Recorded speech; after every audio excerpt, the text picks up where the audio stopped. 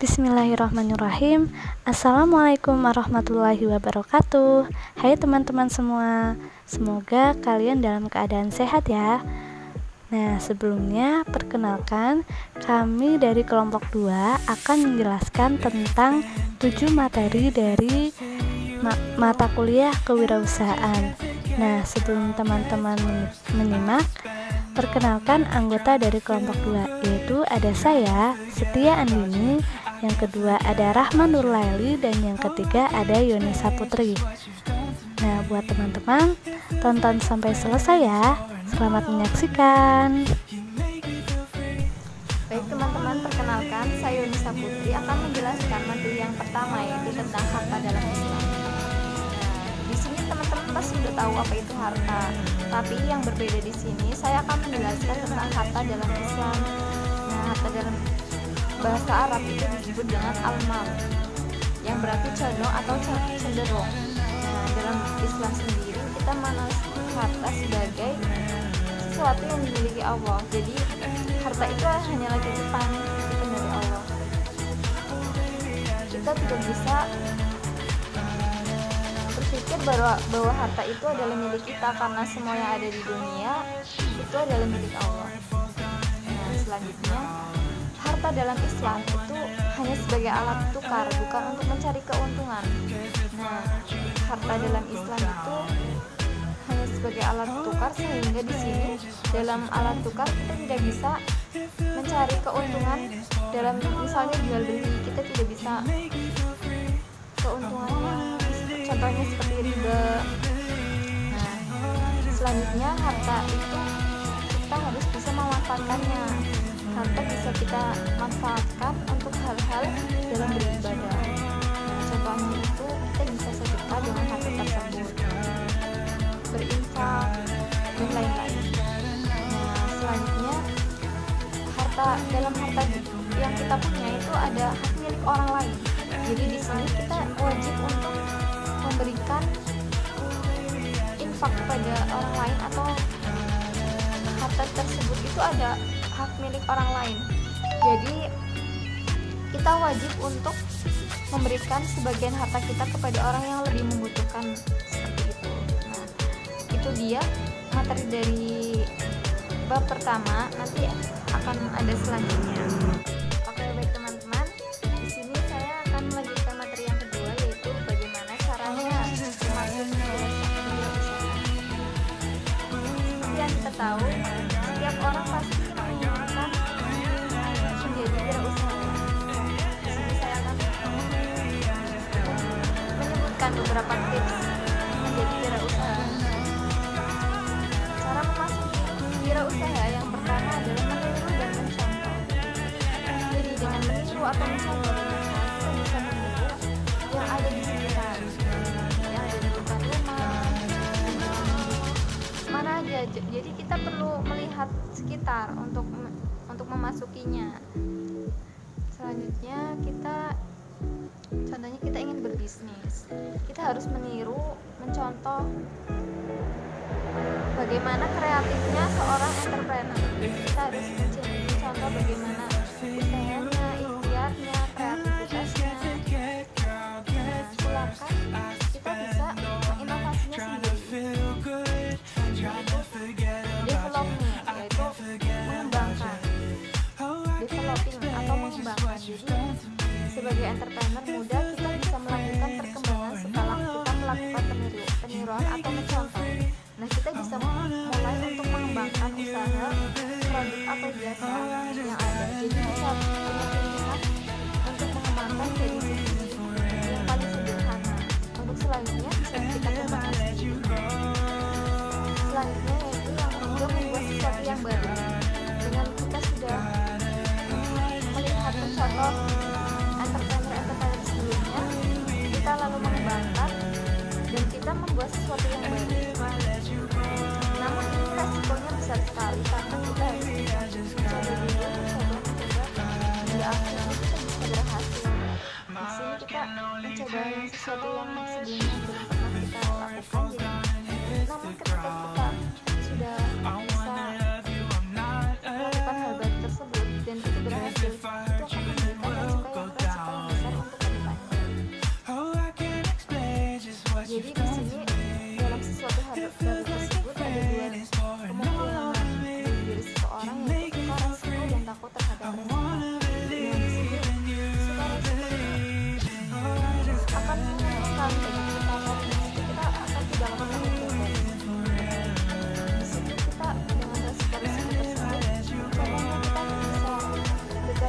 sesuatu kita coba lagi, namun yang kedua itu ada takut gagal. Gagal itu menurut saya itu sangat bukan kewirausahaan, karena kalau takut gagal itu merugikan kita sebagai wirausaha. Kita harus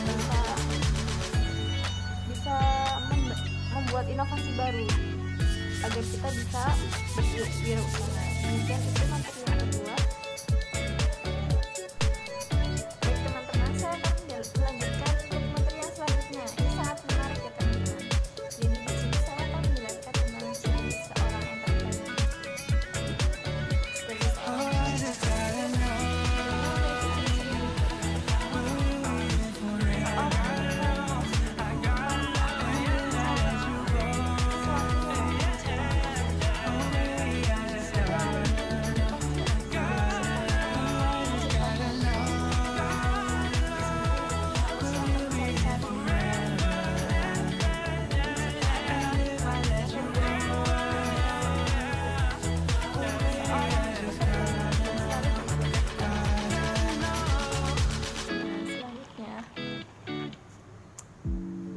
memiliki keyakinan bahwa harta yang kita miliki itu adalah milik Allah.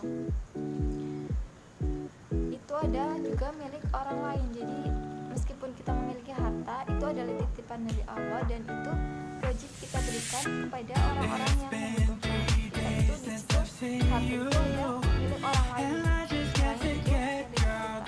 Selanjutnya, seorang entrepreneur itu ikhtiar mencari harta. Jadi di sini kita berikhtiar untuk mencari harta, hukumnya wajib. Jadi wajib sebab apa?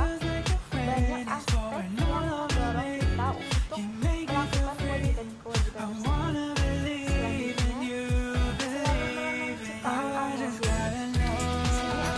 Di sini aku selalu menambah diri sendiri untuk berwirausaha.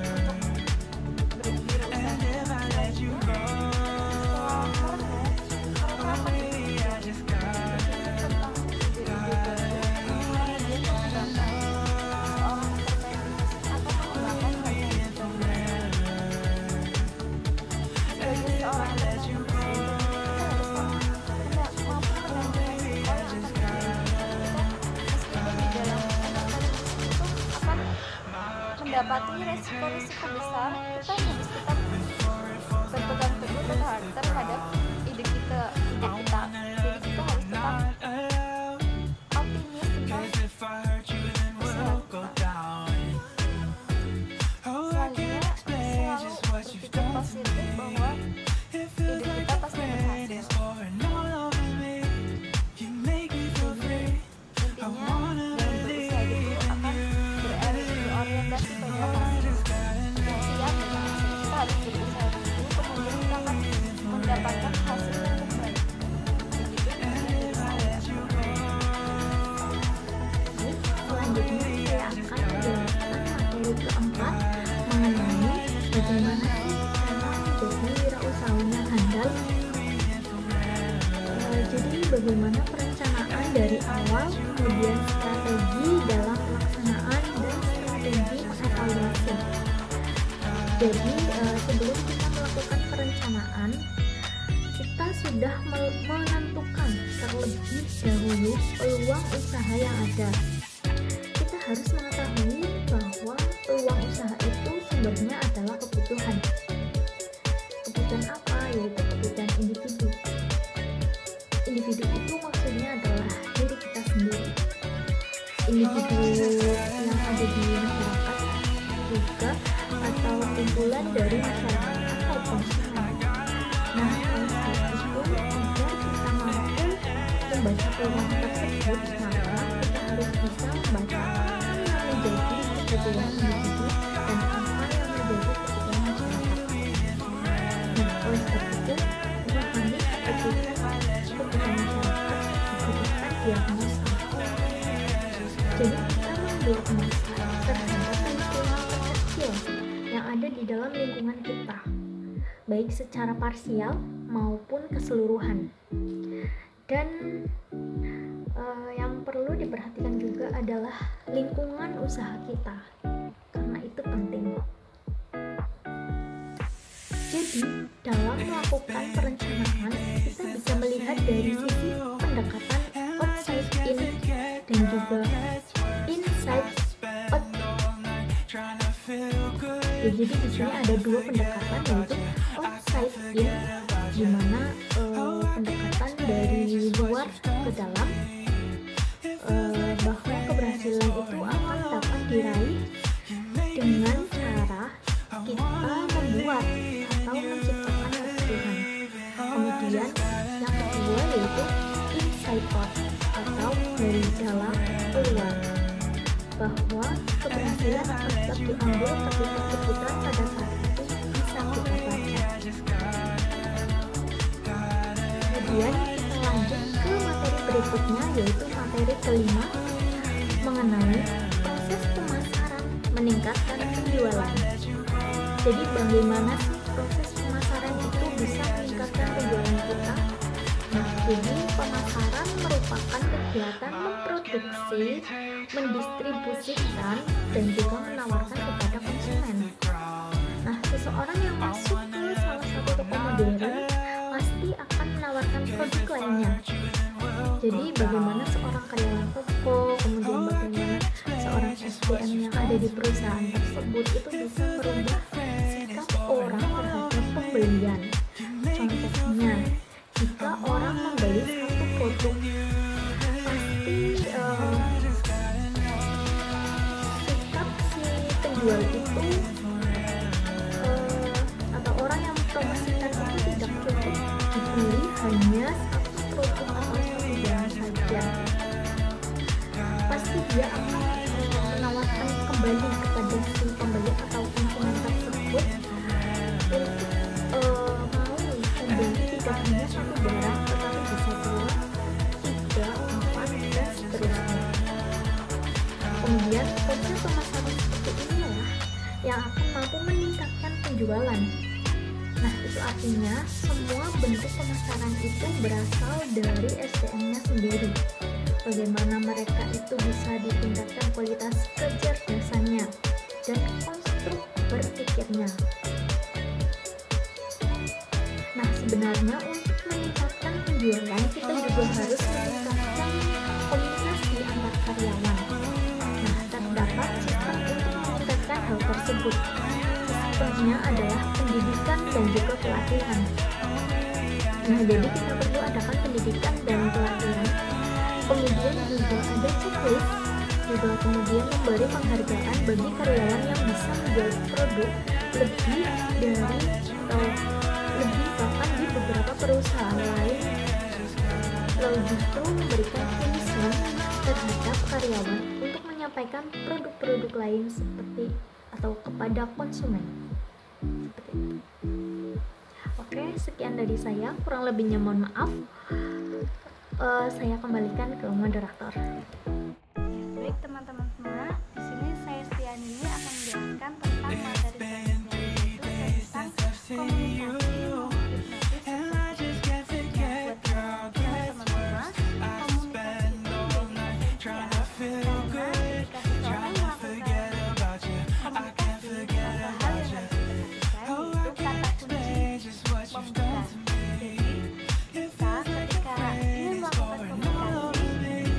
mempersiapkan